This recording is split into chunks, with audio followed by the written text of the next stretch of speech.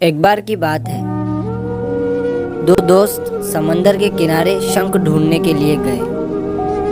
उन्होंने सोचा कि शंख मिलने के बाद हम उन्हें बाजार में बेच देंगे, जिससे हमें अच्छे खासे पैसे मिल जाएंगे।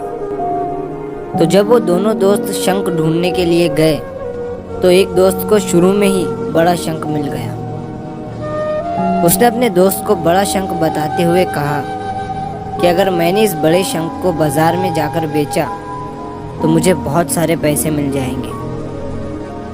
अब ये देखकर वो दूसरा दोस्त भी बड़ा शंख ढूंढने में लग गया।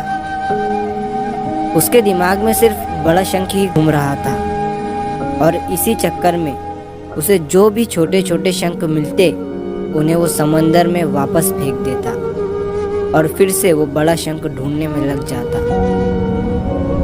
अब जो पहला वाला दोस्त था जिसे बड़ा शंख मिला था, वो और भी शंख ढूंढने लगा और उसे बहुत सारे छोटे छोटे शंख भी मिल गए जिन्हें वो जमा करता है। सुबह से शाम हो जाती है लेकिन उस दूसरे दोस्त को बड़ा शंख नहीं मिलता।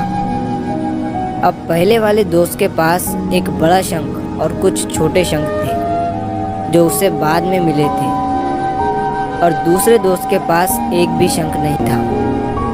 अब वो दोनों दोस्त बाजार में जाते हैं। पहले दोस्त को बड़े शंख के 2000 रुपये मिलते हैं और जो उसने बाद में छोटे छोटे शंख जमा किया था उसके उसे 5000 रुपये मिलते हैं। दूसरा दोस्त ये देखकर हैरान हो जाता है कि उसके दोस्त को बड़े शंख के कम और छोटे शंख के ज़्यादा पैसे मिले हैं, और वो बेवकूफ़ बड़े शंख के चक्कर में सारी सुबह से बड़ा शंख ही ढूंढ रहा था।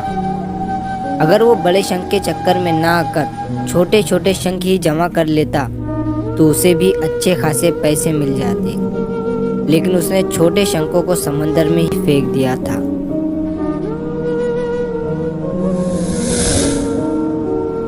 दोस्तों, इस कहानी से हमें ये सीख मिलती है कि हम भी हमारी ज़िंदगी में कई बार बड़ी सफलता के पीछे, या ये कह सकते हैं कि बड़ी कामयाबी के पीछे पड़े रहते हैं, लेकिन हम ये चीज़ भूल जाते हैं कि बड़ी सफलता हासिल करने के लिए पहले हमें छोटी छोटी सफलताओं को पार करना पड़ता है।